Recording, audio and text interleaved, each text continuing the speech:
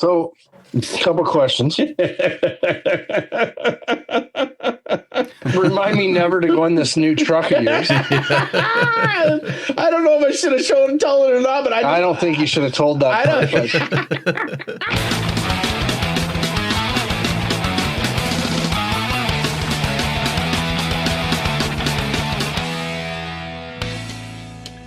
It's the unofficial, unexpected, and unfiltered Canadian motocross race review, featuring Ryan the Newf Lockhart and Ryan Gauld and Ken Cadden. Woo! Yeah! Keep going north, boys!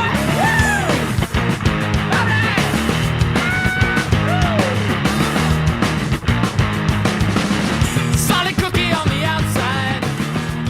Ladies and gentlemen, boys and girls from all ages around the globe, it is time for the Canadian Motocross Unfiltered Podcast, brought to you by Racetech, Racetech Suspension, racetech.com, the only suspension that makes dreams come true. And you want to know how I know this? There was a commercial last night in the Arena Cross, the AMA Arena Cross that I called, and it brought a tear to my eye.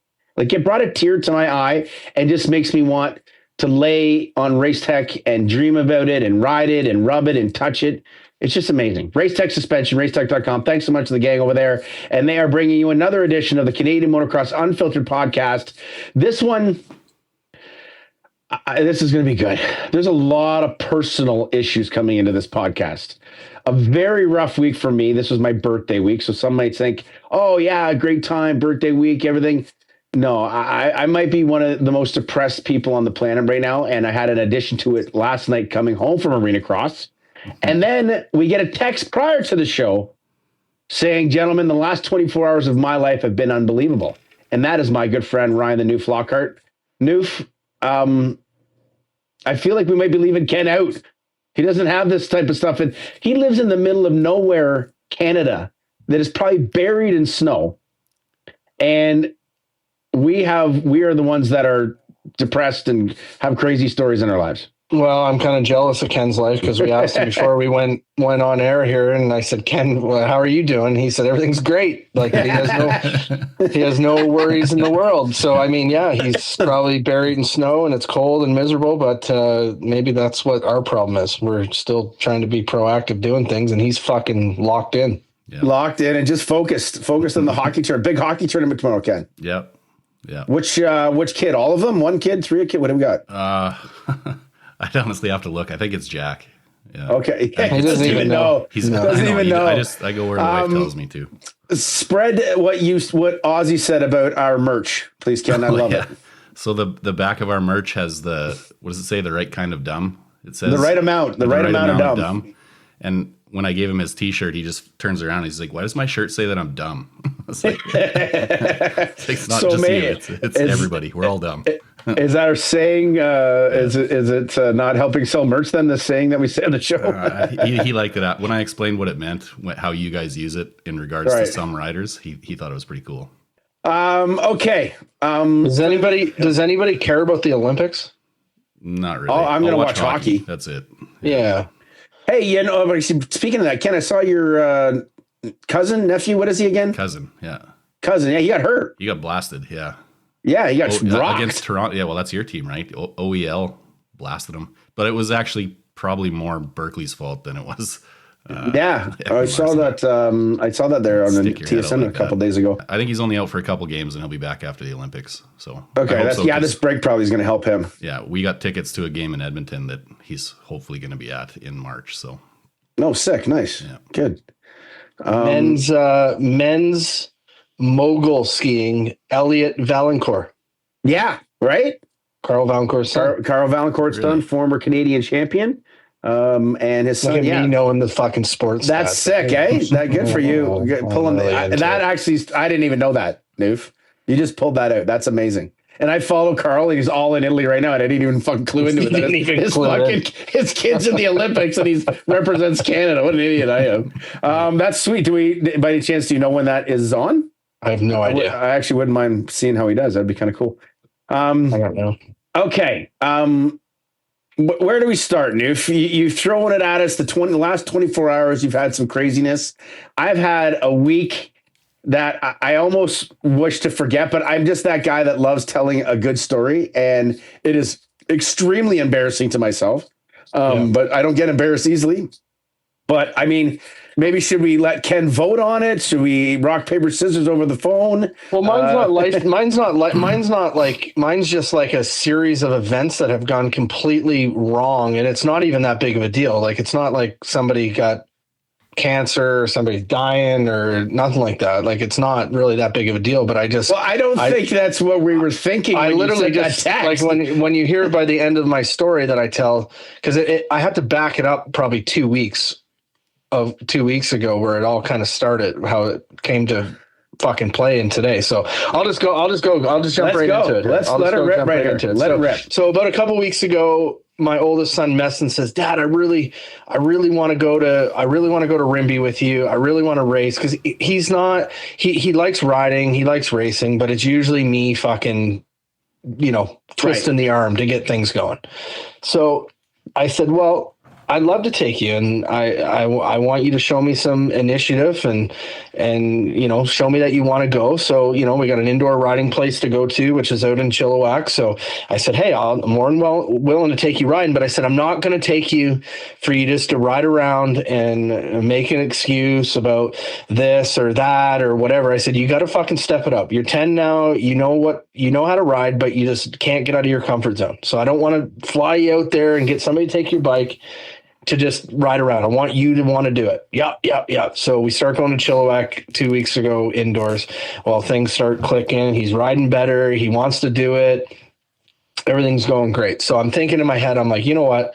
He's got a 2025 KTM 65. He's got 80 hours on it. I've done absolutely zero maintenance to this father of the year, mechanic of the year, right? No, because I'm just like, Gauldy, we always say we just let our kids ride scoops everywhere and whatever. So you know what? I'm gonna put some work into this thing. It needs a new throttle cable. The throttle's really stiff. I need to put a new chain and sprockets on it, new tires, everything like that. So coming up, this is the weekend to do it. Weather's miserable out. We're not riding. We rode on Monday and Thursday. Things went good. So I'm like, okay, I'm going to get this bike all fucking ready to go.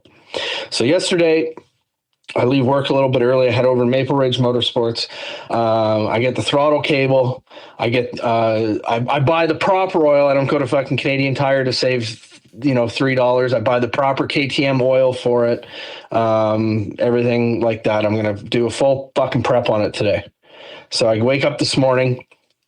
When I left Maple Ridge yesterday, I was pissed off because I forgot to get one of the parts. I wanted to get a new spark plug for it. I thought, I'll put a new spark plug in it. It's been 30 or 80 hours on this thing. Never had the spark plug. I've never had the gas tank off the bike, right? Like, just fucking ride the thing.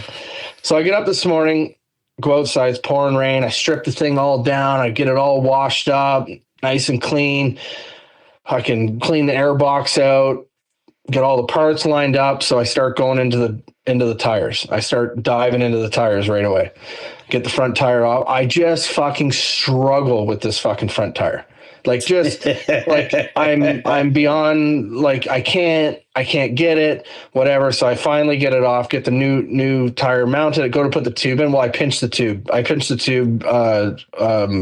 taking it off. Clearly I didn't even get to put it because I struggled so bad getting on, gouged the fucking rim and everything like that. That would have been a tire through the sidewall of my garage. No, I didn't throw anything. I wasn't that mad. So during this time when I'm struggling with a tire, basement Chris comes outside. He's like, "What's going on?" I'm like, I'm fucking struggling with this.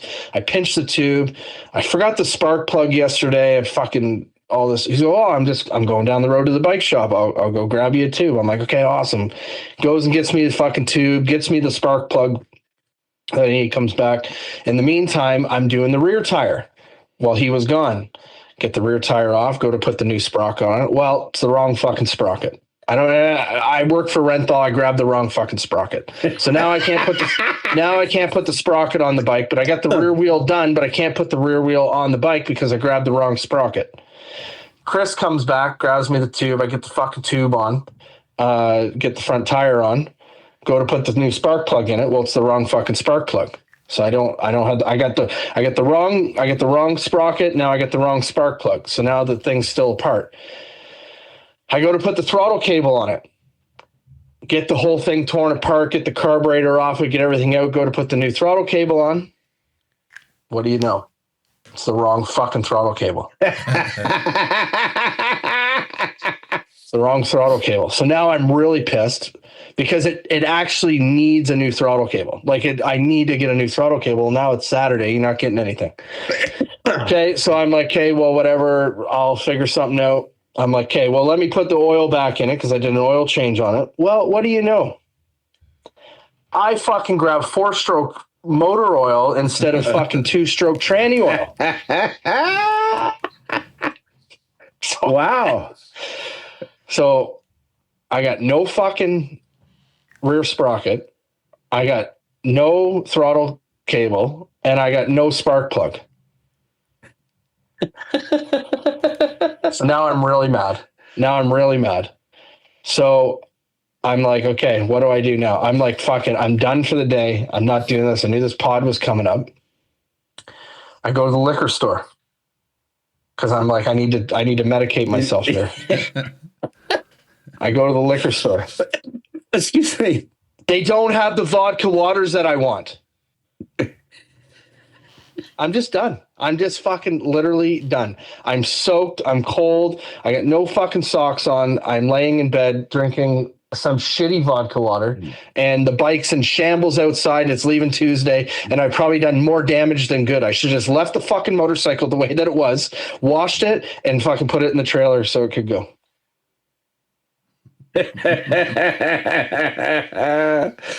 Wow. That's pretty good.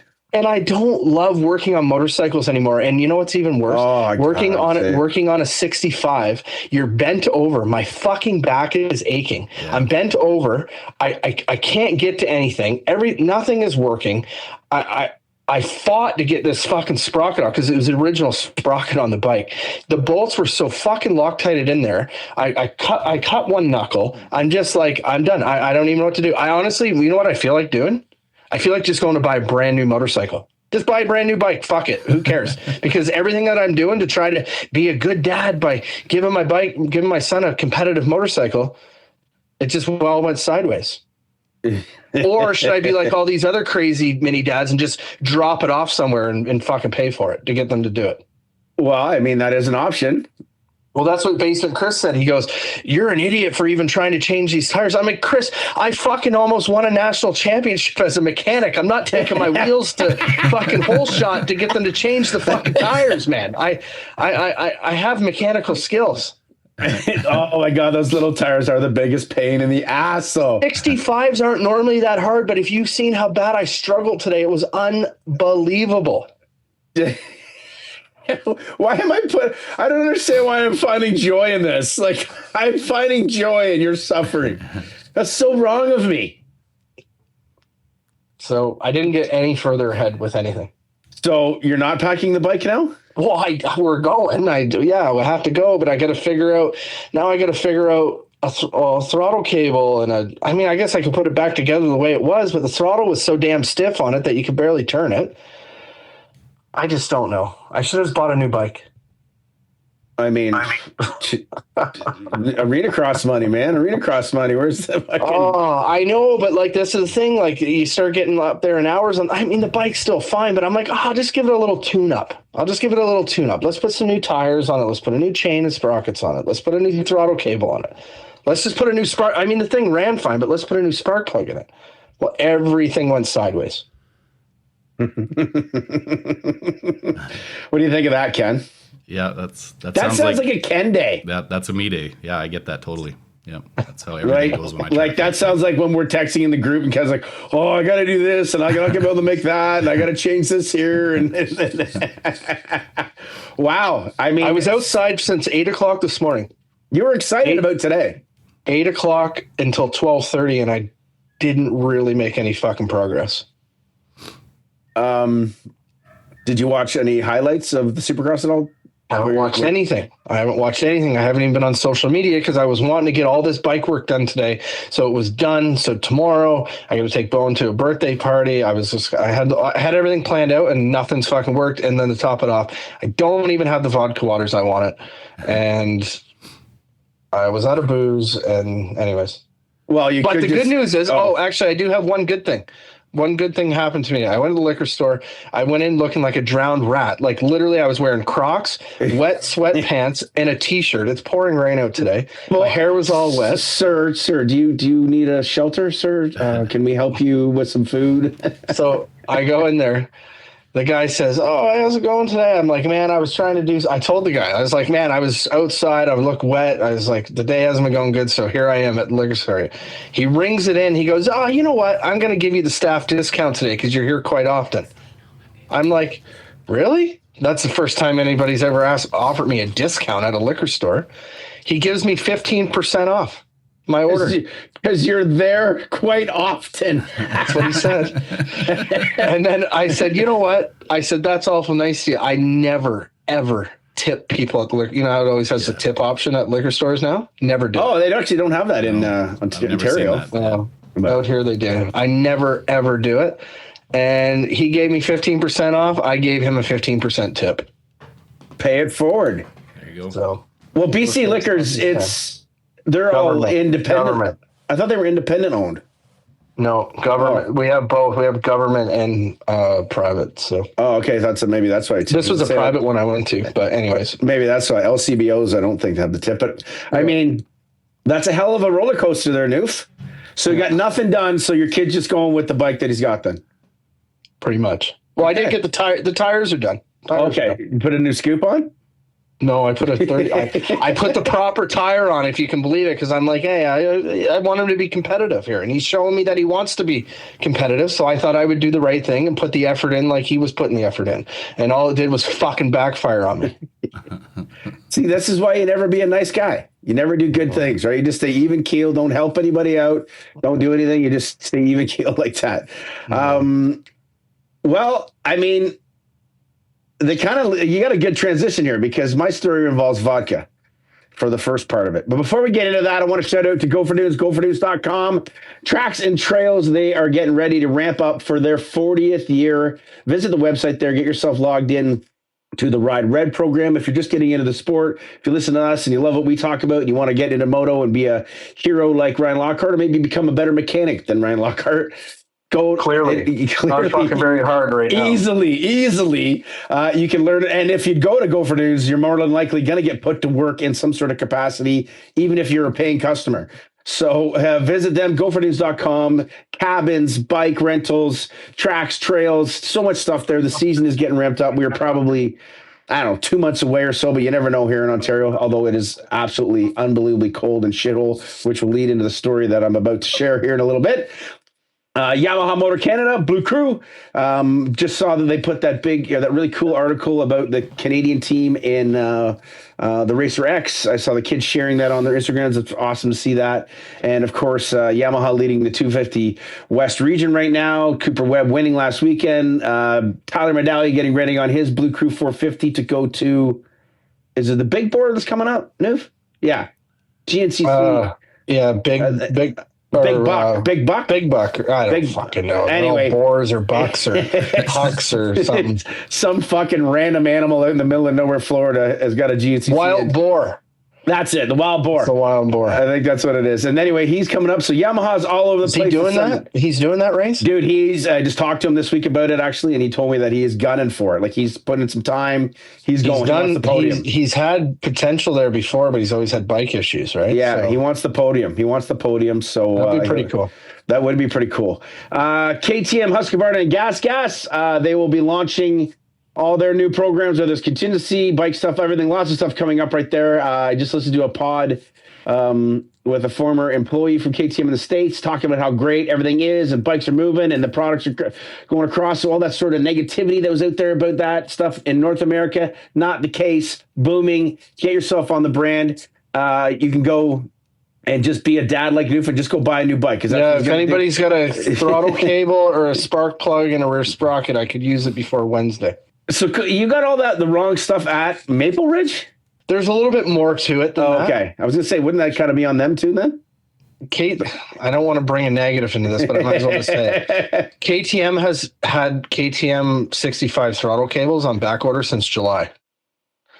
And they haven't come in, and so we sourced out an aftermarket one, which said it was going to fit, but of course it didn't. Doesn't fit. Yeah. Okay. Yeah. So it's not a Maple. This is not a Maple Ridge issue. It's a KTM part supply issue, which I did talk to somebody from KTM. They said it's being rectified, but no throttle cable for me. So, but they are great sponsors of ours, so don't worry about it. Okay. Great supporters of ours. And of course, Grip and Rip MX. Hit them up, gripandrip.ca, and that's where they got our merch. And Ken, you got merch for the kids there. You said you like it. It is nice stuff, eh? Yeah, it is really nice. The stuff you got last year was probably my favorite hoodies, and these ones are exactly the same thing, just updated designs and all that. The fucking silk ones were your favorite hoodie ever? Well, I didn't like the what does it say on the back? Keep it real. I didn't really like the quality of the actual hoodie are awesome. You guys are dicks. You sent it for approval, and you guys, No, you kept out the keeping it real part, man. No, I fucking didn't. Keeping it real, man. Sweet. My stuff's showing up on Monday. Monday for Rimby. I'll wear it all in Rimby. It's gonna stink so bad, like exhaust fumes, that I'm gonna have to get new stuff after Rimby. Smokes, chew, and 2-stroke oil. Just ripping in there. And kokanees. Okay. Big thank you to those sponsors: Go for Nudes, Yamaha, Grip and Rip, KTM, Husqvarna, and GasGas. Thank you so much to those guys for what they do for us. And we still appreciate you staying with us on the show, even though Newf shits on you guys when I bring up these wonderful sponsors. Okay. I had a birthday this week. I turned 48 years old last Sunday. So I don't know if it's the winter or the blues or maybe it's the hockey life. I don't know what it is, but I've been enjoying my beverages a little bit more this winter than normal. Can you tie in the 40th birthday story too with this? Because that's what makes me happy about that. Yes, I can. I will I will merge them together very nicely. So the birthday coming up on Sunday, prior to my birthday is the Wednesday. On Sunday, I got 3 vodka iced teas left in my fridge. And I told my kids are like, you know what, guys, I'm taking February off. I'm on a dry month. I'm love going to the rink, blah, blah, blah, this and that. Kids, I don't want to drink. I'm going to see if I can do it. So I drank all 3 of these iced teas, and I'm a dry month. And then I'm like, I'm heading into Wednesday. I got no plans. My wife's like, oh, let's go to Costco. We'll go for lunch and have a nice day. And I'm like, kind of throwing up in my mouth at that. And I'm like, I don't want to do that. And then I get a text from a friend of mine. It says, hey, you want to go golfing? And I'm like, yeah, I'm in. And of course, virtual golf. Yeah, sorry, indoor golfing. And of course, anything golf related is a booze bag thing. It just leads to it. You can't not do it. It's a thing. So I don't have time to go to the liquor store. I didn't have time, but my lovely mommy gave me a 40 of Grey Goose. And I'm like, all right, I'll just bring some of that, and I'll bring that, and I'll bring some Frescas and your mom. You sent your mom to the liquor store for you? No. She brought it a couple days earlier. I know, but that's what I want to picture in my head. Yes. I sat at home in my underwear, and my mommy went to the liquor store and got me a 40 of vodka. I stayed home and played Fortnite, and she got me vodka. Okay. So I'm like, okay, I'll pack some vodka, this and that. Well, I guess somehow I fit this whole 40 of vodka, not realizing, into this cup thing that I brought, and I put a cooler in there and the Fresca and some water and this and that. Packed some ice and stuff like that. And I didn't have a lot of ice and stuff like that. And I like a lot of ice in my drinks. So anyway, go to this golf thing, and I proceed to, free pour like a champion, and basically falling back to my first time ever drinking, when I free poured drinks when I was 16 or 18 or whatever the hell that was. Or back when Newf served me a free poured Caesar at 5:30 in the morning on my 40th birthday, which led into doubles and triples and this and that. In virtual golf. And I didn't even make it 3 holes then. I did make it 18 holes this Wednesday. But basically, when I dropped the club, I fucking blacked out. I went totally AWOL. Don't remember anything after that. Got myself home. My buddy picked me up, which is awesome. So I didn't drive like a retard, because I've done something stupid like that before. Okay. I've done stupid things like that before in my time. And I get a ride home. Well, I threw up in my buddy's truck, threw up down the side of my buddy's truck, got home, and I guess I was so whacked and out of it. My wife, Amy, and my kids were worried about me. They almost called 911 because I was purple and like shivering and shaking and crying. I was an absolute mess. I don't believe I cried on my 40th birthday, Newf, but I was a fucking mess that day. So the 40th and 8 years later, the 48th, very similar days. Literally, maybe both of them lasting identically about 3 hours. 3 hours, I put myself into a coma, and my body was fucked for the next 24 hours. All I did was throw up and just feel awful. It's weird how it works, because I will say that between your 40th, now I don't see you 365 days a year, but from your 40th to your 48th, clearly there wasn't a 48. You wish you did, though, right? You wish you did. No, but I've spent a lot of time with you in between those 8 years, and I've never seen you the condition you were in on your 40th, and by the sounds of it on your 48th, I've never seen you on that level in between. You know what I mean? Like, well, we've had drinks and we've partied and whatever, but Red Bull, like that Motocross of Nations. Oh yeah! Oh shit! And forgot about that. Motocross of Nations and Pulp. The surprise Pulp visit. Yeah. So obviously, I've got a problem with free pouring. Okay, there's a thing out there. This free pouring is just not in existence. I should have known that when I did it when I was a young kid, and so this was my Wednesday, was now ruined my Thursday.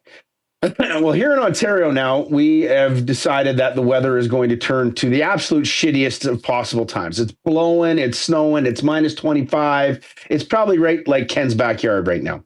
Well, guess what I got to do on Friday night? I got to drive to fucking Sarnia, 4 hours in a full-blown snowstorm down to Sarnia. Now, it's daytime, not that crazy. Snow drifts, it's piling in.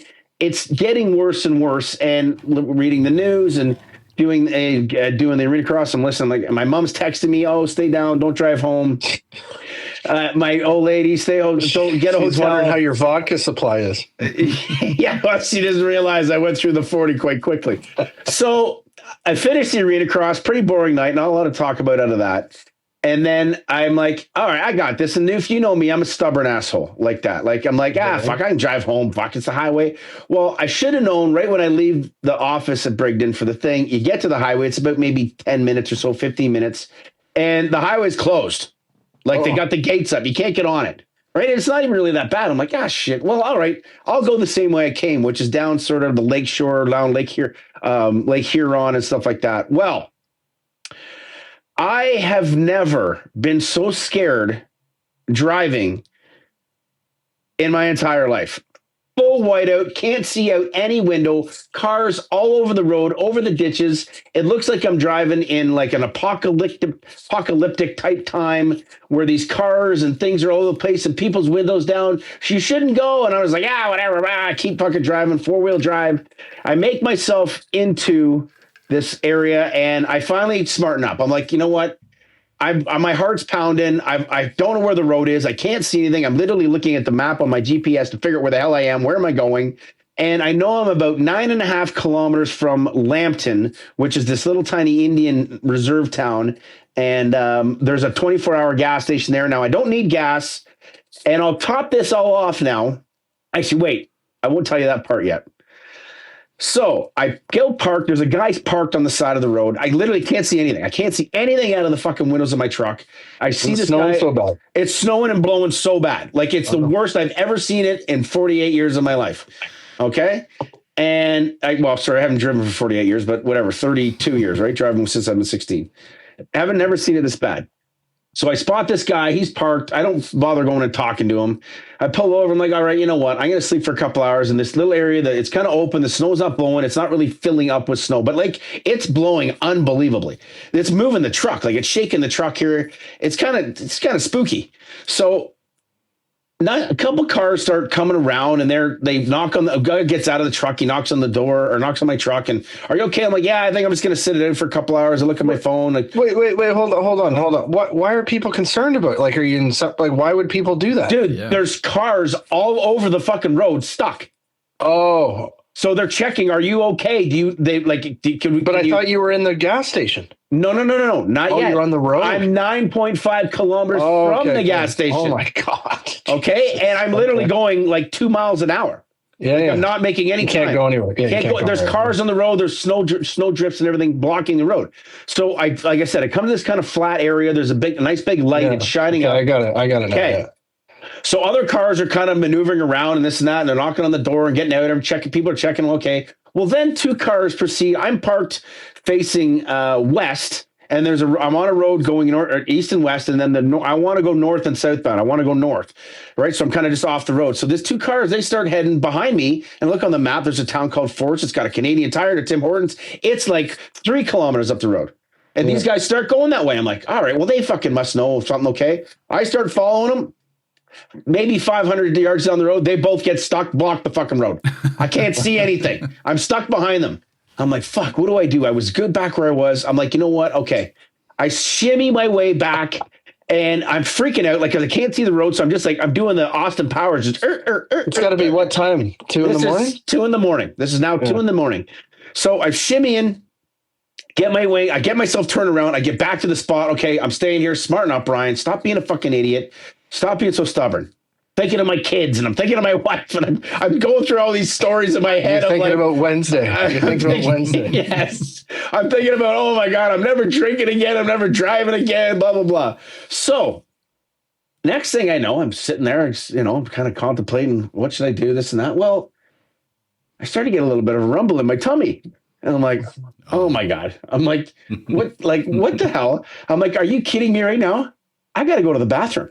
Like it's the middle of nowhere, I can't see out of the windows of my truck, and I got to bust out a number 2.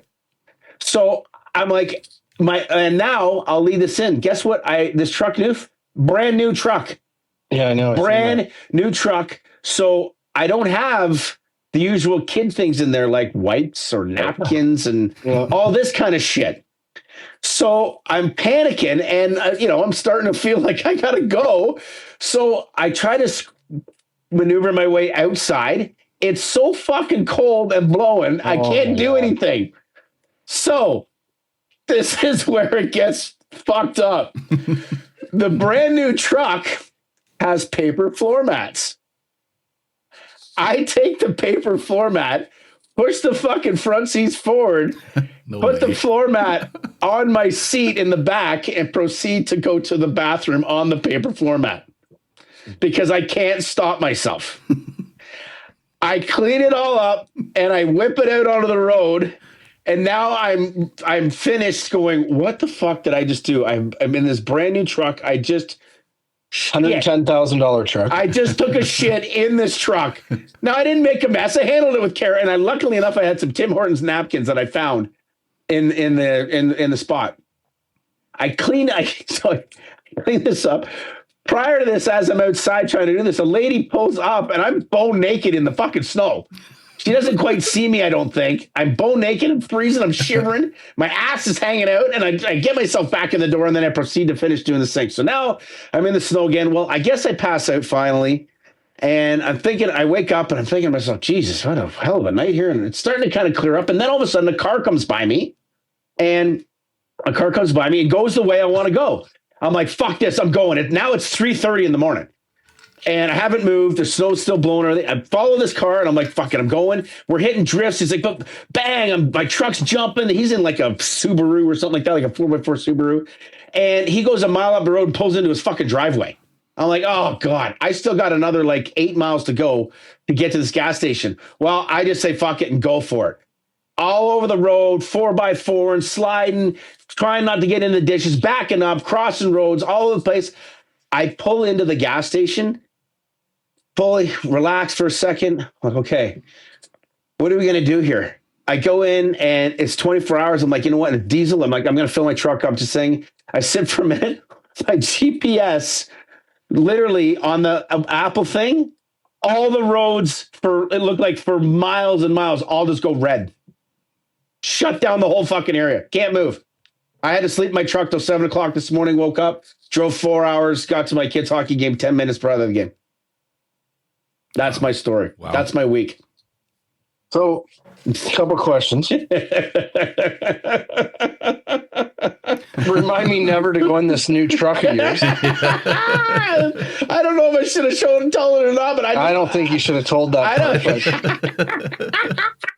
Second of all, I can only imagine. I mean, I can imagine the story that you're telling us because I just heard it. I can only imagine the poor lady seeing you naked in the snow.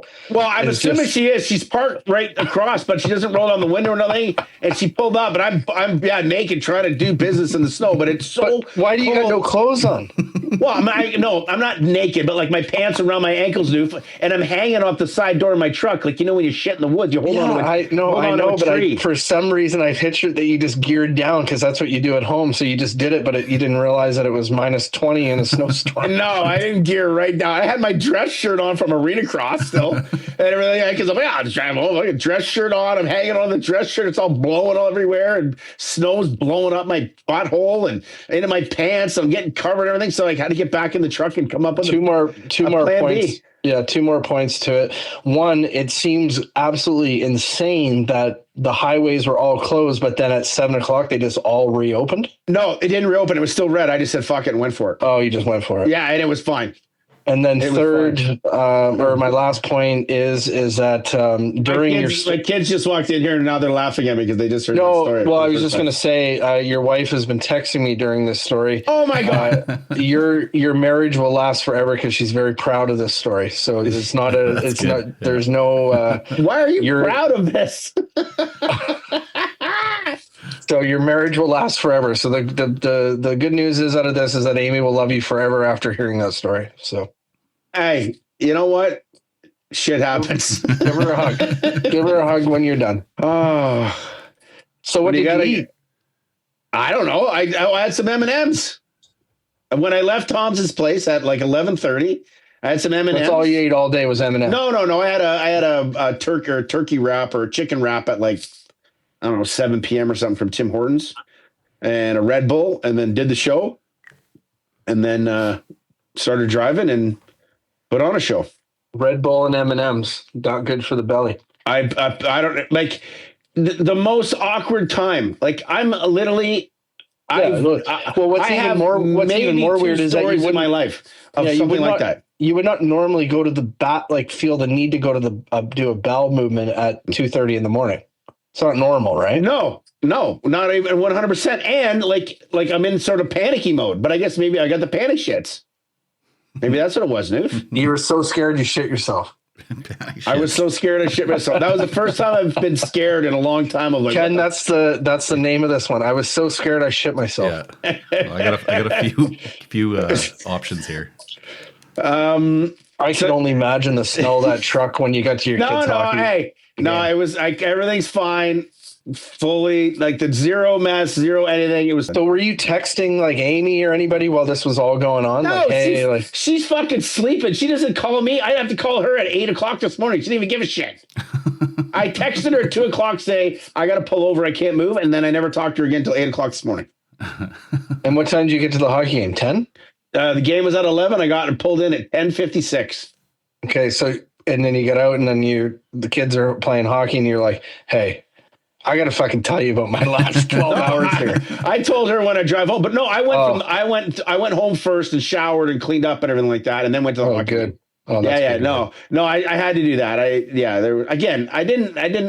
wasn't just a full mess of things. I cleaned up. I get it. It wasn't like it just exploded and it was everywhere. No, I get it. Yeah. No, it was the perfect bowel movement for the situation I was in. So if that helps the story, I don't know. This is the thing though. You should have just not left Sarnia and got a hotel and went to bed. This is exact. I'm fucking stubborn, man. Yeah. I'm just stubborn. I don't know. I'm fucking idiot that way. Like it's like the fucking drinking thing. Like, hey, well, maybe, don't go too hard. And next thing you know, I'm throwing up down the side of my buddy's truck, throwing up in his truck and then down the side of his truck. I get excited. I just like, I got this, man. Yeah, let's go. And then, yeah, man, is there pills that they make for this shit or something? I don't know. I can't, so that's where it's at. Well, I mean, everybody gets excited and you get carried away. I mean, it happens, but like. That was your pitch. at Donations, what you told on the pulp show. He just gets too excited. You got too excited. Well, you did. But anyways, I told you guys I shouldn't have rode. If you're going back to Sarnia, I gotta go to Arena Cross. I gotta go do Reno this weekend. Okay. Or no, Reno. Get a hotel. Well, I'm down there for 2 nights, so yes, I'm getting a hotel anyway. But stay Sunday night or Saturday night. I'm driving. There's no storm. I just drive back. Yeah, but it's not normal to drive at your age in the middle of the night, Gauldy. Well, I've done it for the last 3 years. Well, this one just you're getting older. A snowstorm got on the way, and don't overcomplicate things. Slow down. Slow down. Are you fucking giving me therapy right now? This is not the way this podcast is supposed to go. No, it's like I've learned over the last couple of years. Like, man, I just want to we just need to slow down sometimes, right? Like you gotta. I always used to fly out of YVR, like go to out of Vancouver, going somewhere. I'm flying out at 5:30 a.m. Well, do you know what time you got to be at the airport? No, 2. Well, 3. Call it 3. It's better to go down and get a hotel there the night before. You get an extra hour and a half of sleep. It's worth it. It's worth it. It's a lot of money to spend. That's not like you to spend that extra money. Sometimes you just got to do what you got to do. Wait, this must have been a business trip, so your hotel was paid for. Yeah, that's how. Well, I'm glad you made it home, but that's great. That's pretty crazy. So yeah, I mean, the photo you shared on social media yesterday. I mean, it looked fucking treacherous. A normal person would have a hard time driving in that. Well, that was actually not that. It was bad, but it was blowing across the roads. Where this was like blowing on the way home in the middle of the night. It was blowing like the direction of the road. It was just filling, like the snowbanks were as high as the mirrors on my truck. Wow. I'm sorry, the drift. Sorry, I was literally like, it looked like I was in a dunes truck, like a. So you come up to a drift and you just go, ba-boom! Like you just, ba-ba-boom! Yeah, dude, like I was in a boat going through the fucking waves of the water. Oh yeah, I can't believe I didn't wreck my new truck. Yeah. Right. Who wins, Ken? Well, that's a pretty easy one. Yeah, I mean, that's wild. I mean, like I said before we started, mine wasn't life changing. Mine was just ultra frustrating. Anyways, how was Arena Cross? Is mine life changing or is it just? Well, you could have died. Yeah, it could have been. I wasn't going to die because the spark plug was wrong. It was just a shit. I wasn't going to die from taking a shit. Shitting inside your truck is a new milestone, I think. I think that's you can add that to the list. Okay, before we get into regular scheduled program here on CMXU, talking actual motocross, big shout out to Hall Race Fuel. Hall Race Fuel, passionate about racing with the roots to prove it. Blake Hall, love him to death. I think he might get a kick out of that story. I told one of my coaches the story about it today. He's like, "Oh, dude, I love a good shit story. I have so many of those working for the town in the middle of the night, plowing snow, and I got to go in the middle of this guy's yard or this." I was like, "Oh my God, there we go." Open up a can of worms. But anyway, he made me laugh. Renegade Race Fuels, races that win, pour it in. And Renegade has tons of great product out there that can make your bike run smooth. Charlie Johnson Races Suspension, Race Tech. He is the guy that opened the door. Hit them up. And he's running a Blue Crew right now. Love seeing him on the Blue Crew. Looks good out there. Ammo Racing Reloaded. Not much going on in my world with that. Membership is open. The schedule is out. The season is getting underway in a little over 2 months. And Matrix Concepts Canada. And, of course, Atlas Protection. Newf, what's going on over there? You've been putting in some actual hours at work here the last little while. www.gutsracing.ca. Got our own Canadian website now. Canadian website for Guts Racing. Go on there, customize any seat cover, any foam, complete seats, everything on there. Guts related. So we get to do that up here now too. Yeah, you can get that's cool. Customized, yeah. So if you want, can I get a new custom seat for my new truck? I'm sure Andy does those, but we don't offer that option on the website. But yeah, and then on the Atlas side, things are all good. So we're just it's been actually an all right start to the year, to be honest with you. If you ask Brad McLean, he would tell you opposite, but I'm a realist. It's been okay. Okay, over to pertinent news. Arena Cross, if you ask me, it was really boring. Can we talk about the 250? I watched it, so we're going to talk about the 250 class. The lights class was, well, there's a couple things we need to dive into on this. The lights class, I'll let you explain, lead it up, but that was fucking unbelievable. Well, there's really only two guys in that class that should probably belong on the track. Jeremy Fapani and Dane Morales, and the rest of them look like they put someone on a bike that literally was in the stands.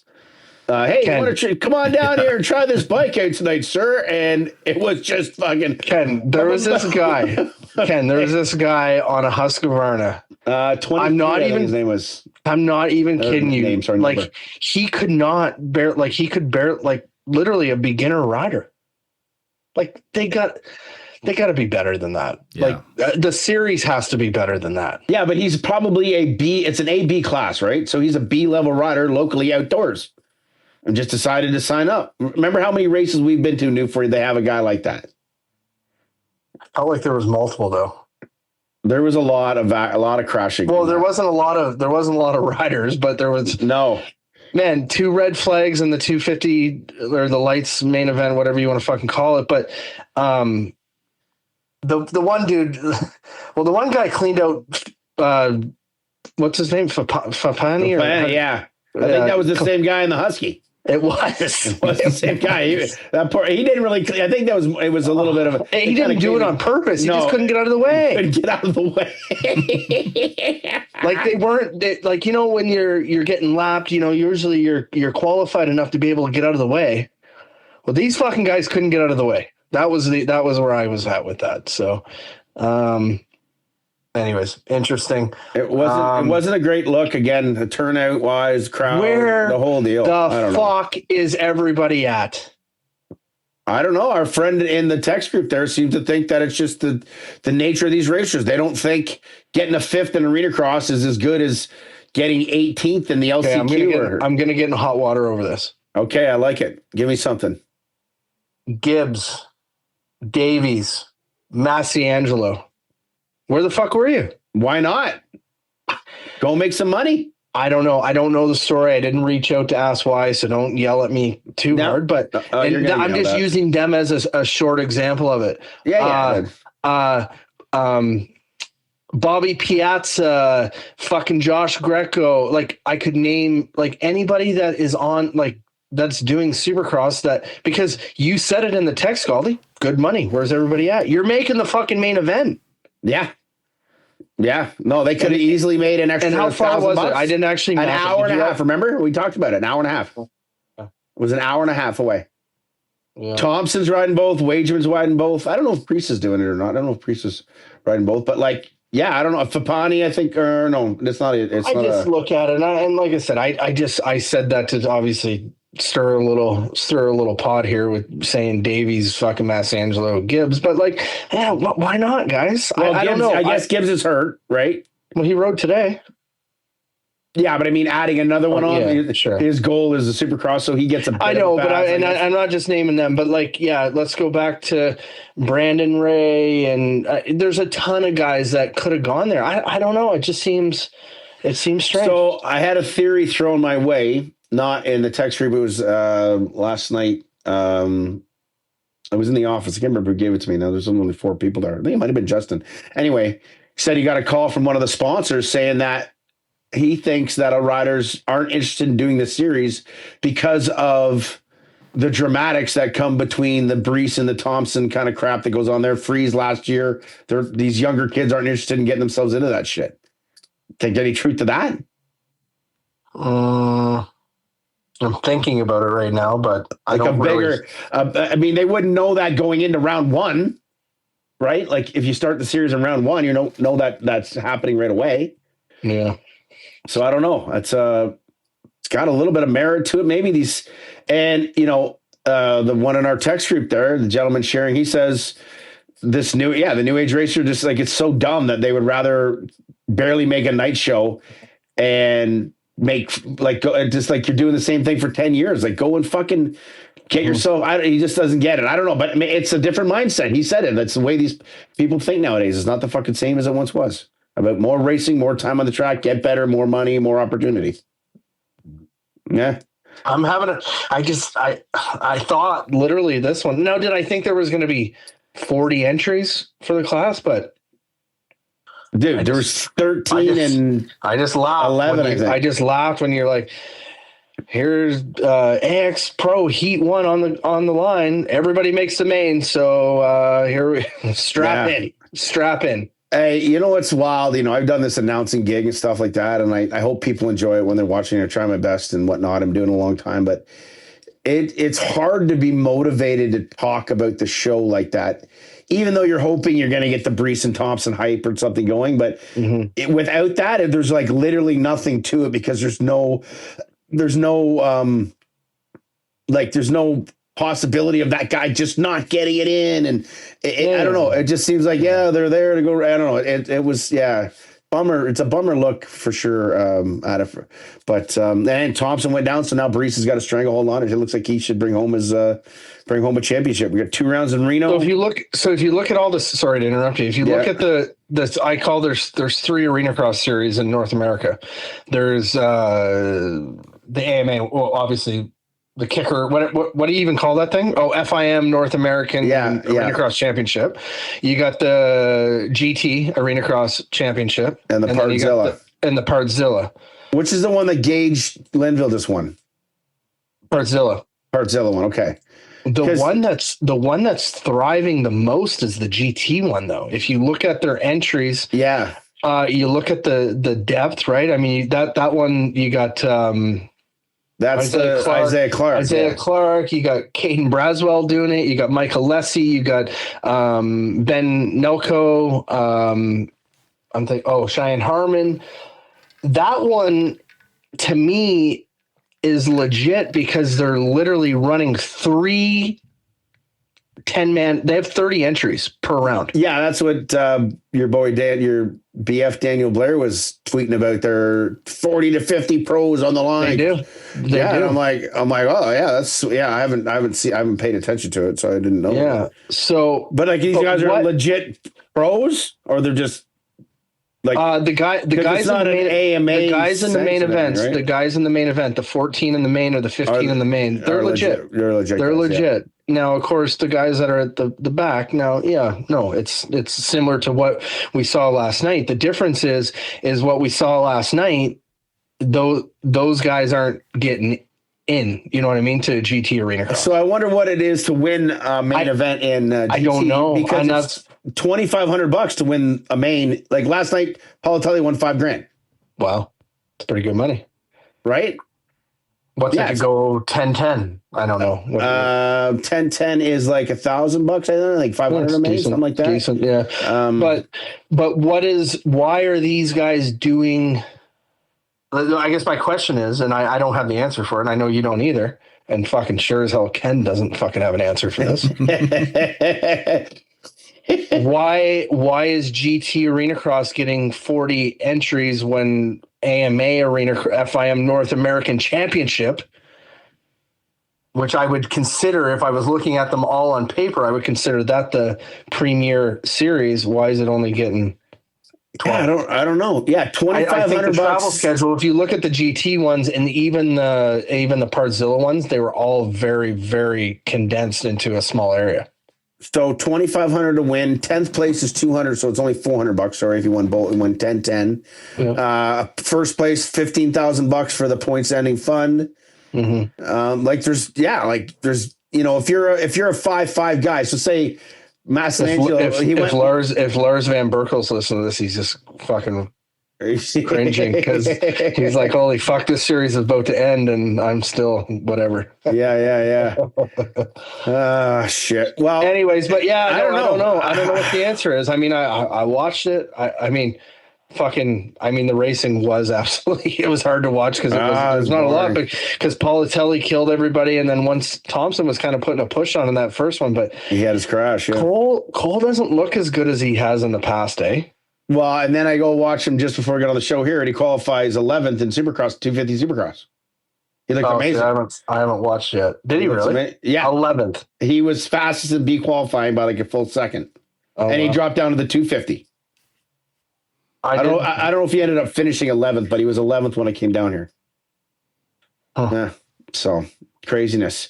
So Newf, I texted, I might get myself here in hot water. So I put up that video on our Instagram of Wright, Rempel, Kilroy, and Zeitner. Thank you to our super fan for sending that our way.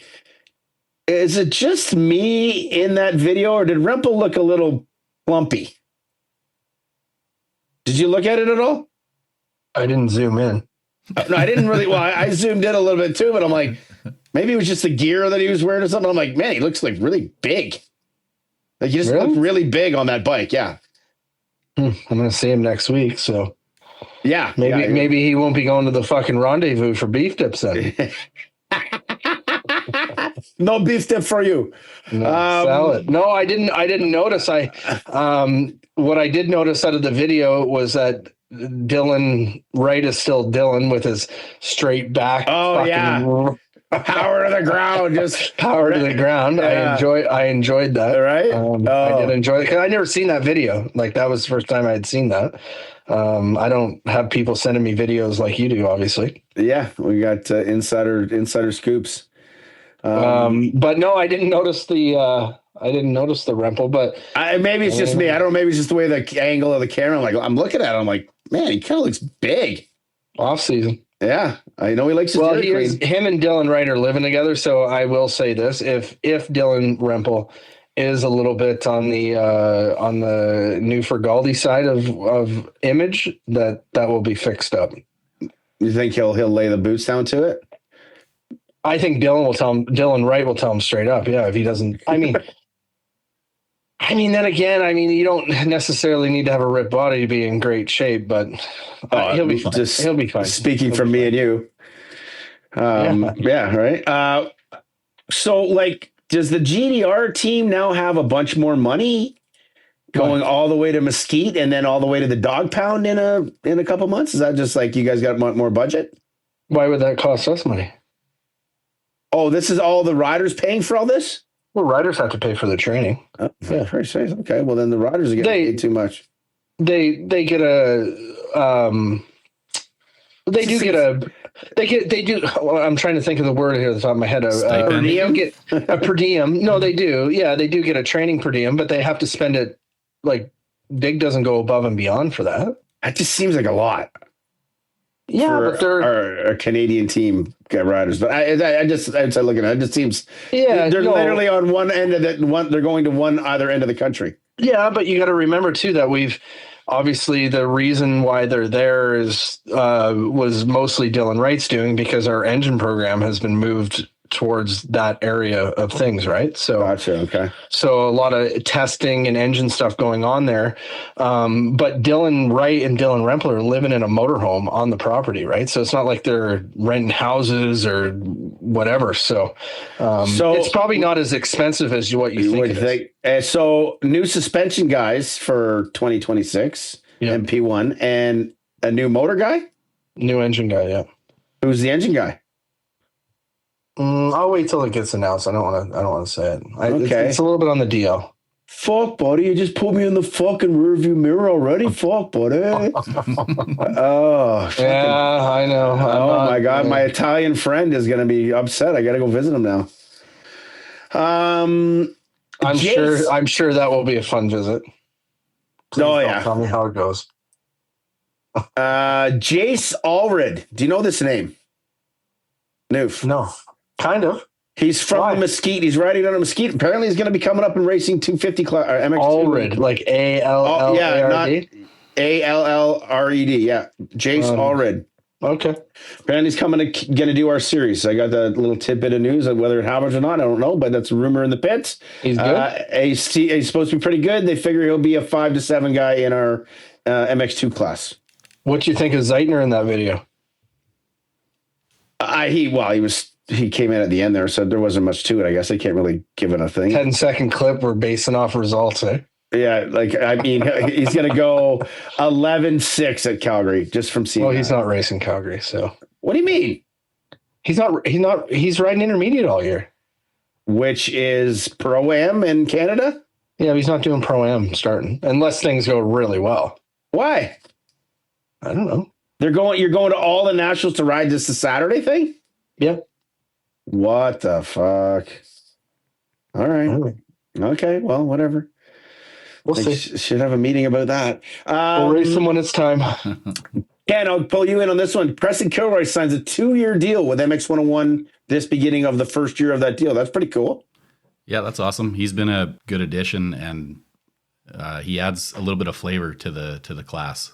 And Jess Pettis is on his final year of the 2-year deal. I guess we could speculate or anything, make up a thing right now. Does he stay with MX101, you think, Ken, at the end of this year? I don't see why he wouldn't. I think he's a good fit there. And last year was so weird, so much chaos going on. Right. It'll all kind of depend on how this year goes, I think. What do you think, Newf? This is Newf the fan, not Newf the team manager. Yeah, I just was thinking there. I thought the exact same as Ken that he will, but then I got a crazy thought in my head that there's another team that is very, very aggressive. Yeah. That I think that would spend the money to do it. Mm-hmm. Mm-hmm. And I think that we can all probably agree with who that would be. Mm-hmm. He ain't going to GDR, I can tell you that. Nor would he probably. I mean, Dylan's there for so long that ain't happening in Jess's career. I don't foresee him going to Cowie just with this. Maybe, who knows? But I think that there's another red bike that would probably go after him. Yeah. It's your. Is that what you were thinking? No, actually, I was thinking of the other blue bike. Oh, no, I would think that, no, I would think the other way. Okay. Well, your time will tell. I don't foresee him leaving. Honestly, I think Jess is going to have I think he's going to have a great year, and I think he finishes his career with MX101 and Yamaha. Listen, I can say this: Yamaha's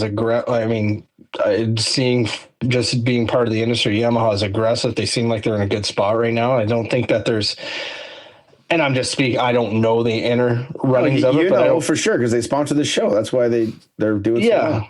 Yeah, that's why we get paid the big bucks. But anyways, I don't foresee Yamaha wanting to lose, or not lose them, but give them up just over some nickels and dimes. I think that that program in MX101 is solid for the foreseeable future in my eyes, anyways. Yeah, I would agree with that for sure. Last thing, although I don't like Kevin so much talking shit on fucking Pulp there a couple weeks ago, but whatever, I'll get over it. He was giving you fucking love.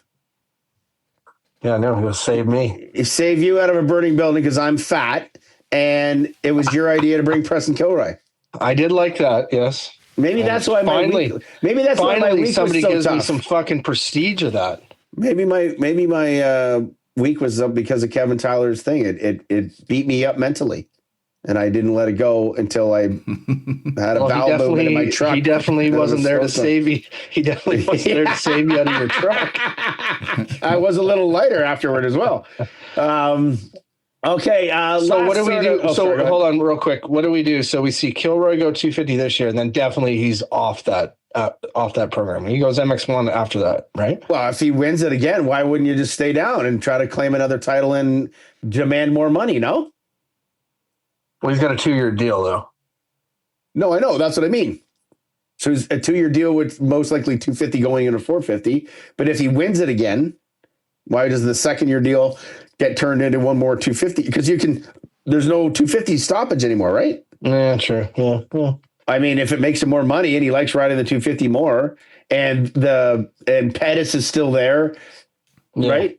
Kind of thing. I don't know. Yeah, like they're not going to run a team with Pettis and Kilroy as their 450 riders. I don't think, right? I wouldn't think so. No, I wouldn't think so. Maybe. And Malinowski is looking to fill in. Is coming up this summer. That's the plan. Ryder Malinowski going to be a third rider under the MX101 tent. Nothing official. That's pretty sure. Nah, it's a high percentage, but nothing is official yet. Nothing is official. So tell me how Robbie Malinowski has gone from hanging out with me and you in Gauldy Grove, sneaking beers before motos, to all of a sudden now he's Chad Reed's right-hand man. Did you see that? Yeah. Dude, he's a fucking beast. He called me. Dude, guy called me to wish me happy birthday. Thank you for that. He listens to the show. Yeah. Big fan of us and our show and stuff like that. But yeah, he's just, he fell into, he was in the right place, the right time. He's knowledgeable. He's, but you know, so he was like the interview I'm talking about was, he was acting as the manager of the team.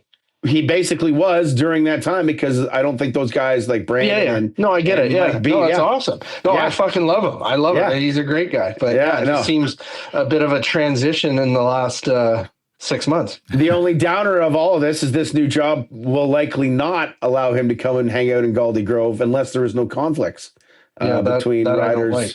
His AMA schedule and his Riders Canadian schedule if it all comes together. Yeah. So no, it's good. So last but not least, we saw a team get announced this week. Living on the King. What's it called again? Do you remember what it's called again? Sorry, Long Live the King. Long Live the King. It's a Christian rock band. And with help of Frank. Ken's thinking that we're drinking now. Yeah. There's nothing about No, yeah. It's a bit of an odd announcement coming out of there. Gizier Contreras, I don't know how to say his name, but he used to announce with Trump. I used to call him Gizzy because that would just made it easy. Really nice guy. Himself and Frank Lubecki, former Manluck, he has got Trackside Distillery, and they formed a team. Anyway, it's Preston Mastriangelo and Brooke Navarre. What is Trackside Distillery? I have no fucking idea. But doesn't Trackside Distillery sound like a whiskey company or a fucking beer company or something? Yeah, no, that has something. But now they're racing for Jesus. Well, I mean, there was wine at the Last Supper and shit, wasn't there? Anyways, that's a good point. Right? Jesus must have been waxed and let somebody put his fucking nails through his hands. I'll be honest with you, I'm so confused over the whole fucking thing. I'm completely confused. I love that fucking Manilock Frank's back in. Yes, I love great that. Guy, good guy. I love it. I'll probably see him in Rimby because he always shows up. Oh, there for you a go. Weekend or whatever. But I'm so confused. But the best thing out of this whole thing is that Mastriangelo is doing the whole series. That's what I like the most. Yeah. That's what I like the most about it. We talked about it there, Newf, just me and you. Top 10 in 450 is going to be a legit, like going 9-6 on the day is going to be an awesome day for a good group of guys this coming summer, right? We talked about it there. That's fucking. Yeah, I mean, sweet. I think the group from 5 to 10 is going to be much more legit. You're going to have Davies, you're going to have Elmore, you're going to have Mastriangelo, which even Mastriangelo's shown us last year that he was better than the top. Well, think of it this way, right? Think of our top 5. You got Wright, Pettis, Ward, and then what are we doing? Amiot, Racine? I mean, Kulas, if that all comes together, you got to figure there. And then after that, you've got the Davies, the Elmores, but you could almost Mastriangelos. You could almost go. Okay, so Pettis, right? Noah Porter. Sorry, I'm keep going. So Pettis, right? Take them out of it. So after that, you go, in which we did see it lots last year. I know that Ward came out on top over the rest, but go Ward, Amiot, Racine, Kulas. Elmore. Elmore wasn't quite as good last year. You're forgetting the one other big name, and you brought it up too because I forgot it the other day. Oh, McNabb. Ryder McNabb is going 450. Right? I'm an idiot. I just want to watch Supercross, man. I'm fucking done with this pod. Can I fucking throw that out the window? Anyway, 450 sounds really attractive the more we're getting into it, and more teams again, and then it's wild, the whole. We were looking at the Triple Crown.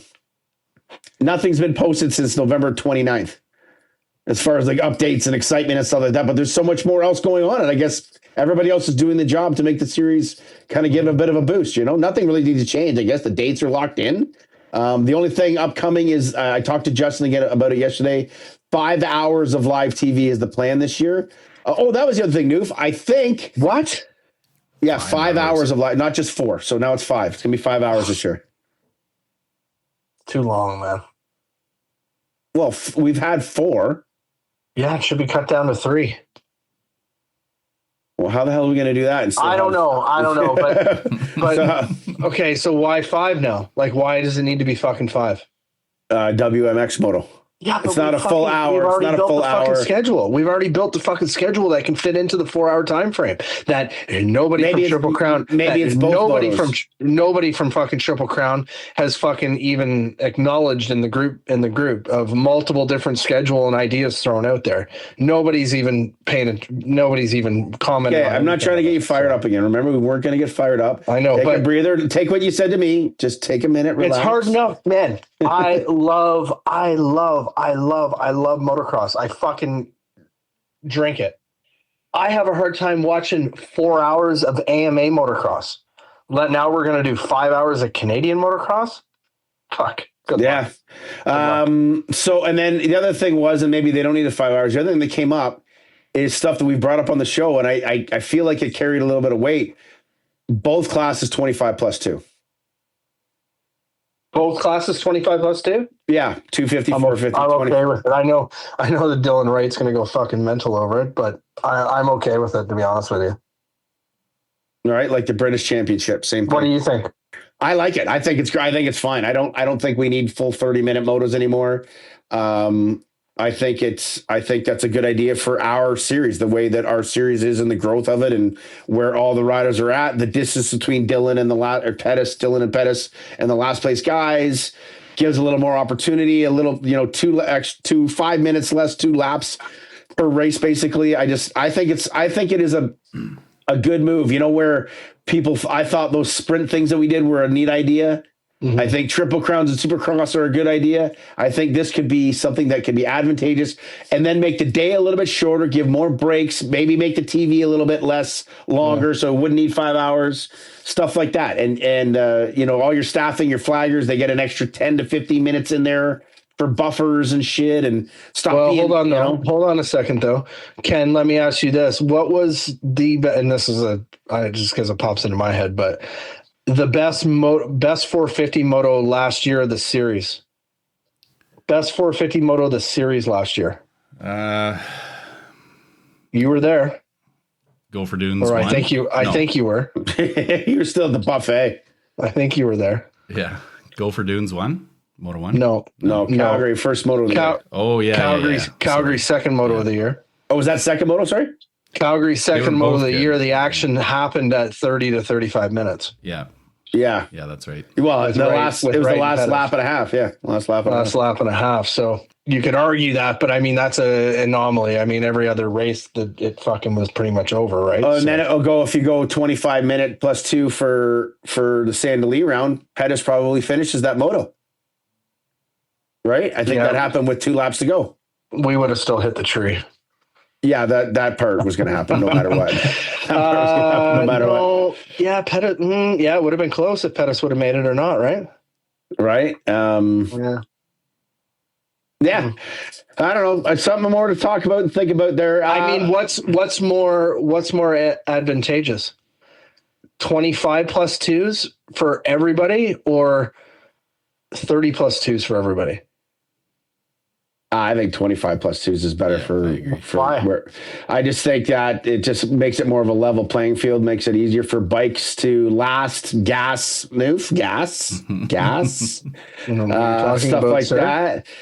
like that. I think it makes it, I think my first thing with making it a little bit more of a level playing field, like a mud race in a sense, shortening it, giving people a little bit more juice in their tank, more belief in themselves, stuff like that. That would be my sort of little first kicker, I guess.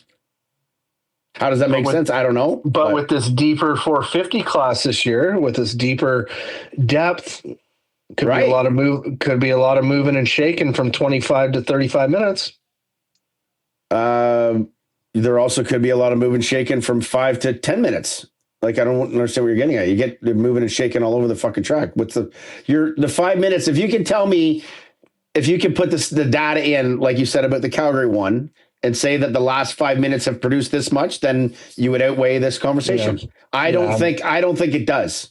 Yeah, I'd have to really go back and look. You're probably right. You're probably right. I mean, I'm just used, for whatever reason, that one sticks in my mind that I normally I'm looking at the watch and I'm going, fuck.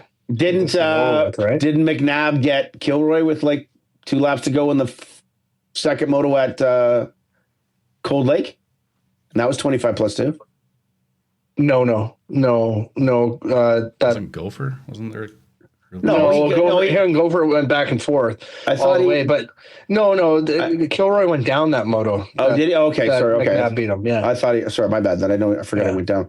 But anyway, it's a great debate, and I just, it's one of those things. Newf, in my opinion, change is good. Change is good, man. It's like our idea of going back to East-West. I don't see. I mean, well, right now we don't have enough West to do it, but like rounds. But if we have the 4 West rounds, I don't know why or how it wouldn't make sense to do an East-West again. Right? Like we've explained that in the 250 class. Yeah, what's stopping it? Well, right now we don't have enough rounds in the West. Yeah, true. Right? Yeah. If we get back to where there's 4 rounds again in the West, it's a no-brainer to me to do that. Next year. We're going to do that. All right. Promotion? Yeah. Co-promoters? Newf and Gauldy again? We're back? I don't know. Not after. I don't know.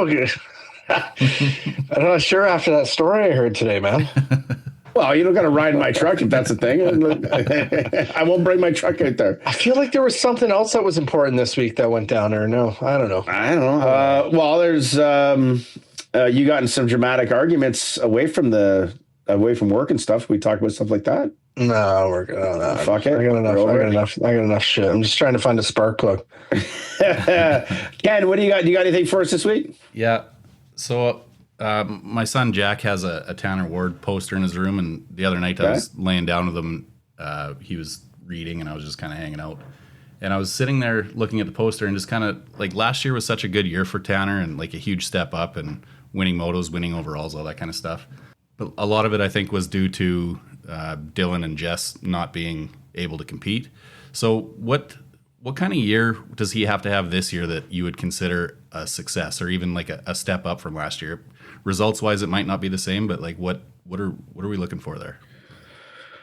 Well, I'll start with this. I mean, two overalls, and basically down to the wire with the championship. It would have been almost his, right? If that crash at Walton didn't happen, right? Phil was kind of lingering or being lazy. So to top it, Kenny's going to have to be in the championship hunt the whole goddamn year from start to finish, I think. Yeah, I think so. But here's the problem, though. Like Ken just said, a lot of that was from the Pettis Wright disasters, right? Yeah. Now, that's going to be hard to replicate again for that to happen. And I think Tanner had a fantastic year. And like I said, man, I give the guy kudos all day long. I love his winter program. I think it's great. I love what he's doing, but buddy, don't be fucking hard on yourself if you go to Calgary and you're, a 4th place guy. I don't know if he can think that he's going to be in like that guy. Well, that, you know what I mean? The gap right at the beginning of the year, the gap from obviously Pettis and Dylan when they're at their best to when Tanner is at his best, it's still very big. Yeah. Right. And it only took things to kind of go wrong for those guys for Ward to go right last year. Right. Ward had his best year and rode amazing and picked up the pieces where they were. But when everybody is at their best, was in it to win it. He was in it to win it because he was that guy. And I mean, he did get better as the year went on, I think, because the confidence grew. And I think that gap, if Dylan and Jess were still healthy towards the end, I think that gap was a lot smaller than it was, say, at Calgary, because obviously, Ward gained the confidence and he had the mojo on his side. I just think that it's going to be tough for him. Everybody coming in healthy, who fucking knows? We got months to go here. I think it's going to be tough for him. Dude, if he goes to Calgary and goes 4-4, 3-4, 4-3, 5-3, 5-4, fucking great ride. Right? Is it if it's the same amount of time off the lead? Like it was this past year? Well, I guess, you could break it down. Right. That's where it's. But I know in his mind, or maybe I shouldn't say I know this, but in his mind, it's not, because I mean, he was a championship contender. Gauldy, you were a rider. You know what it's like. It's like, I always remember, 99, man, I could, I was in the top 10 all the time and close to the top 5 a few times and got a couple top 5s in 99. Well, going into 2000, I just I didn't care who else was coming. I just assumed that I was going to be a top 5 podium guy. Well, holy shit, that didn't happen. You know what I mean? Like, you think as a racer that you automatically, like, if you've done it once, regardless of the scenario around you, that it's going to happen again. or that's where you're gonna pick up where you left off.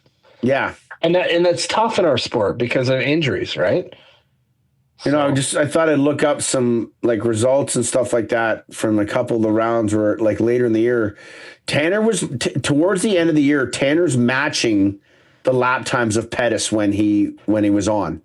Like at Deschambault, it was the beginning of the year, where he was way behind, and then obviously the mistakes and falters of those guys open up that door. But at the end of the year, well, he was at the same level. At Gopher right? is where it turned. Gopher is where it turned. Yeah. Right. So, because remember, even St. Julie, he crashed in the first lap, and it was only able to get back to in the ditch. It was only able to get back to 11th that day. But it's for Ken to sum all this up, like. For him to match or be better, it's going to take I think the beginning of the year is very important to him. And now Newf, we're kind of saying, go in and get 3-4.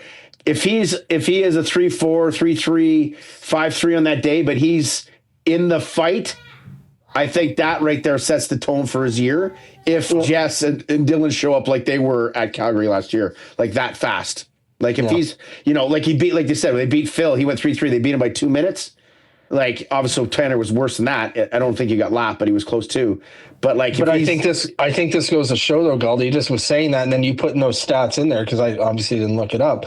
But if Tanner can, even if we take the result out of it, if he can not even match, but be in the fight, like you said, I think that's going to be huge because obviously you said he was matching Pettis on lap times, blah, blah, blah.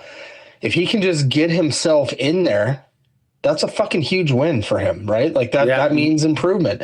But I think that a lot of these guys show up, and I'll say Tanner, I'll say Quinn, because Quinn had crazy speed at times last year. I think a Moncton Moto 1, man, the guy came from so far back and was like literally the fastest. He could have won that moto if he had more, if the moto kept going, of course. But I think these guys show up at round 1 and they just already put Jess and Dylan as 1A, 1B, depending on which order you want to put it in. And they're not even thinking about the championship. I think that attitude. Does that make sense? Yeah, it does. But I think Tanner's attitude now is going to change that. And I just looked at something again, Newf. So Calgary last year, his first moto didn't get a great start. In moto number 1, his best to Jess Pettis' winner of the moto best, 10 seconds difference. Moto number 2. 10 seconds a lap? 10 seconds a lap, Holy best to best. Shit. Wow. Now, Dylan Wright, his best lap of the moto was lap 16, right? The very last one that he pulled off there was a 2:08. Tanner Ward's best of that moto where he got 5th was a 2:14. So that's only, what is that? That's 6 seconds. So he constantly got better every single time, but it was just such a gap at the beginning of the year that we never saw it. Like, maybe we're missing something here. We'll do Walton best lap to best lap. Walton Raceway. Because he was fucking fast at Walton in Moto 2 before he tossed her away. Where the hell is Ward at? Right there. Second spot. Pettis was doing 204s. Ward was doing 205s. But what was right? Because he was last. Dylan Wright was a 203. Okay. So right there, and then Moto 2, when he was working the magic until he had the crash, he did another 204. Fastest lap of the moto, I guess, was Dylan again, but he fucking finished way out the back again, didn't he, right? We ran out of gas, yeah. Where the fuck did he finish here? He's not even maybe on the damn list. Maybe it was me working on the bike. Had the wrong. Oh, no, there it is. Dylan Wright. Dylan Wright did a 202. Yeah, so 2 seconds. And Ward was, what did I say it was? Tanner Ward was 204. So how do you, so tell me this, and Tanner Ward, you're more than welcome to charm in here. Or Priority, Justin, Peter, whoever. How the fuck are you 10 seconds a lap off at the first round? Yeah. Yeah. Like, seriously though, like if I'm his team manager, I'm going, buddy, what is going on here? Because he was legit. He's in the fight at the end. Like that takes away what I said. What I just said fucking 5 minutes ago of him. 1A, 1B. He's in the mix with Dylan and Pettis. Yeah, 100%. There's no argument there. 10 seconds off at the first round. Yeah. 10 seconds in Moto 1, 6 seconds in Moto 2. Yeah. Hey, that's not a knock against him. I'm talking positive, but I'm wondering if you're Peter or Justin Roney, you're scratching your head going, what the hell happened at the beginning of the year? No, you got me thinking here. I want to look this one up too. Mason Watt Raceway, the 450, because he got third this weekend. He went 4.3. Moto 1 lap times. 4.3. Tanner Ward 2.13. Jess 2.08 in Moto 1. So there's 5 seconds. That's a lot. That's quite a bit. That's 5. Moto 2. Pettis was a 2.08 again, and Tanner Ward was a 2.12, so 4 seconds. Yeah. So he knocked them both in almost half into round number 2. This is something maybe. But why are you going faster in Moto 2s than Moto 1s, Tanner? Maybe he's got that old guy thing where he takes a bit to get going now. It's such a confidence thing with him, though. It always has been, Gauldy. We've talked about this for years, right? Yeah. Go back to when we were doing these fucking bullshit ones with Steve at the beginning of the year, right? For his stuff, we always talked about Tanner. He's such a mental guy, right? So that's the only thing that seems to ever hold him back. Yeah, he's got the speed. The speed is not the speed there. We can work with speed. Yeah, we can work with speed. Yeah. And, I gotta watch Supercross, man. I don't know. Well, it's not on for another hour and a half. I gotta go to Napa and get a spark plug. Napa. They'll have a fucking throttle cable there for you too. Well, then that's it. You don't want to talk Rimby? Oh yeah. No, the rider list is out. Yeah, I saw that. Yeah. There you got a pretty decent little turnout there. You've saved the day once again. Are you paying those guys to put that post out? What do you mean? Which one? You oh my God, no. Oh, first, actually, wait for Ken. Did you realize that I am the face of Yamaha Motor Canada, voted by them? I didn't realize that. No, you didn't see that. That's yes, official now. Yamaha Canada put out a poll after a podcast. Did they really? You fucking know they did. You dick. I am the face of Blue Crew. I was picked and chosen. I am the chosen one. It was between you and Ryan Mitchell. Wow, there's a poll. There's Steve Koliak. Steve Koliak. Oh my God. But then, Ken, again, you're not an Instagram guy, but a post gets put out of you know what? I gotta pull this in. I gotta read this fucking post. It's awesome. Ken, you remember the old commercials on CBC and stuff of the Heritage, like Canadian Heritage moment or whatever? Yeah. Yeah. Like it would be like it had like a background on it. Yeah. Where's this? Yeah. Canadian Heritage Minutes, a part of our history. First ever Iron Horse Arena Cross champion. And it's got the Canadian flag and it's in French and shit and everything. Oh my God. This throwback Thursday, we want to show respect to the history and heritage of the Iron Horse Arena Cross, to the first ever crowned champion and mayor of Rimbey, Alberta, Ryan Lockhart. Joke. Sorry, the real mayor of Rimbey. I don't get the joke now. Sorry to the real mayor. Sorry to the real mayor. Registration for the Ryan Lockhart School and Racing is now open. And it's got all these photos of him here. He looks fucking enormous in all these pictures. And he's the fucking mayor. The mayor, like, there's this one, he's got his arms around and sitting on his beer belly with his hair all brushed. Oh my God. So I text him, what the hell did I DM'd him, and I'm like, this is unbelievable. And he writes, I'm like, he's like, yeah, how does that make you feel? I'm like, I don't know. This kind of hurts. He's like, yeah, the same way that you're the face of fucking Yamaha or whatever like that. Good time. No, I said the way that post makes you feel is how I feel when I said that you're the face of Yamaha. Yeah, that's what it was. But, hey, man. Good times. Good Stats times. Don't lie. Stats don't lie. I was the first champion. A bike whore in these things, right? KTM, Yamahas, Hondas. Actually, no, just Yamaha and KTM. Well, I only won on the Blue Crew, so. No, but you got the number one on a KTM. Yeah. I was fucking shit the next year. I didn't even race the next year. I rode practice and I fucking pulled out. I was like, I'm done. It's over. You went out on a high. The mayor of the number one plate. Yeah. But did you keep that number one plate? No, I gave it to some fucking random fan in the stands. From doing a beer gun or shotgun or whatever out of the pipe, out of the back of the pipe of the pipe. But I'm looking forward to it though, man. It's gonna be good. Good lineup. Davies, Rempel, Amiot's in. Whole shot hooligans, bringing them to the plate. I love saying that because That's who Amiot's sponsor is, so it fully suits him. Whole Shot Hooligan.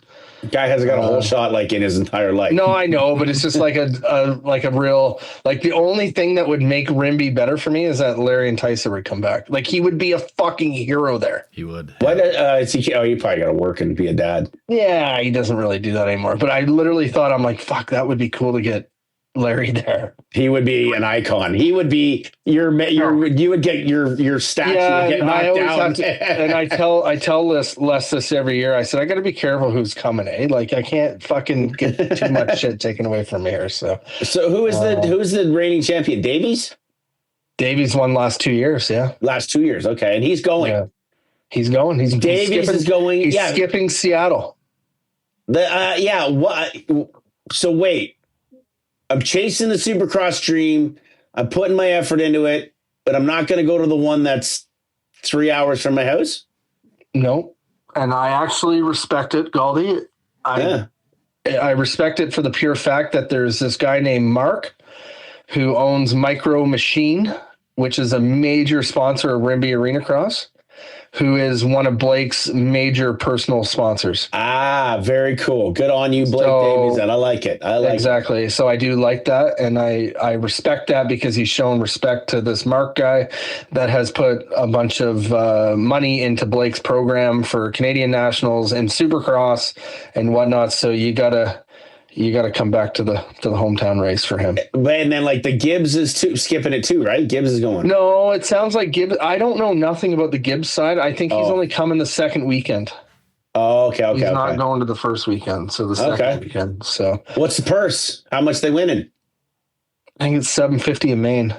That's pretty decent. And then, but the dash for catch is huge because all these local businesses up there says $2,000 a night for dash. Yeah, that's pretty good. So yeah, $1,500 a weekend plus $2,000 if you win everything. That's not bad. Think of it. If you want everything, 2, 4, 6, 8. So 8 dash for caches. So, or sorry, not 8 dash. 4 dash for caches per night. No, I know, but 8 dash for caches is 4 dash for caches is $8,000. And if you won, I think it's only $750 for the overall. It's not $750 per main. Sorry. Oh, so $1,500 a weekend. But another $3,000 on top of the 8. Decent if you swept everything, which is hard to do. But if you swept all 13K out of the middle of nowhere, Alberta, fucking right. To have the best beef dip you've ever had in your life, it's a pretty good fucking deal. 13? No, not 13K. Sorry, 11K. 11K. And the best beef dip you've ever had. Yeah.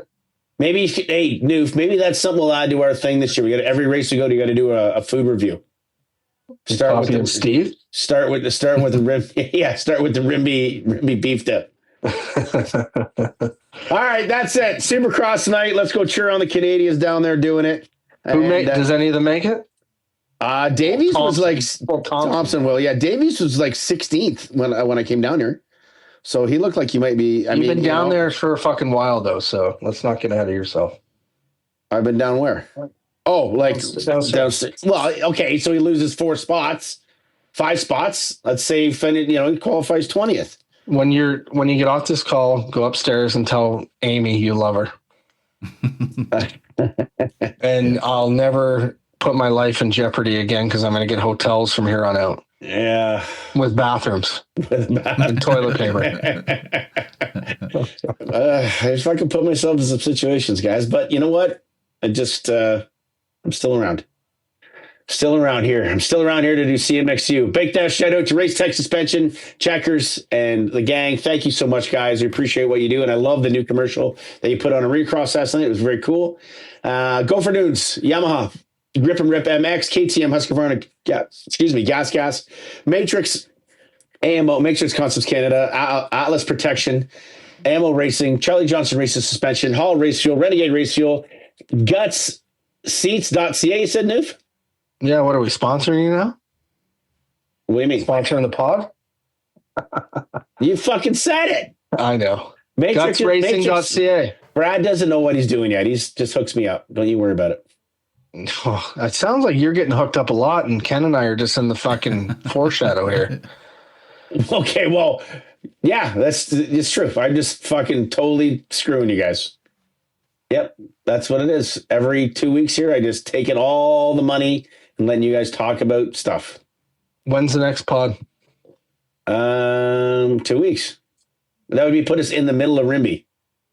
Oh, Does that work for you on the Sunday night of your first round of Rimby? Or no, it doesn't. No, it doesn't. It puts us perfect, right? At the end of Rimby, yeah. Yeah, that puts us perfect. Yeah. So get some good shit then. Can you bring us some heat? I mean, I hope there's going to be good stuff. I don't know. I hope these guys. I hope there's some drama. You're doing schools again. Yeah. Like, who the fuck is listening to you anymore?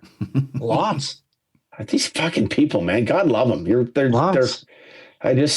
must be 40 kids a day. Oh my God. You're just fucking torturing these children and taking their money. All right. I'm going to play hockey with my kid. Boys, enjoy Supercross. Enjoy Super Bowl. Actually, quick, before we go, because we're going to go into Supercross. Who's going to win tonight? Newf, go. Hunter. Both. Oh. Ken. Tomac. I'm going Tomac. He's good. I'm gonna go. Yeah, fuck. I'll go Sexton tonight because it's just be different. All right, who's your pick, Bennett? Cooper Webb. He's going Cooper Webb. Bennett says. Okay. Yeah, well, right. I like it. I like it. But You know who's good here too is K Rock. Kenny Roxon. Kenny Roxon's good in Phoenix. True. Yeah. yeah. Do you guys hear about Larry Brooks? No. Colon cancer. Oh, for fuck's sakes. Yeah, not good. Not good, but I guess they caught it early, but that never usually ends well, unfortunately. So. Shitty buzz. Yeah, ended on a bad note. Well wishes to Larry Brooks. Yep. Cheers, guys. Okay. See you guys. Later.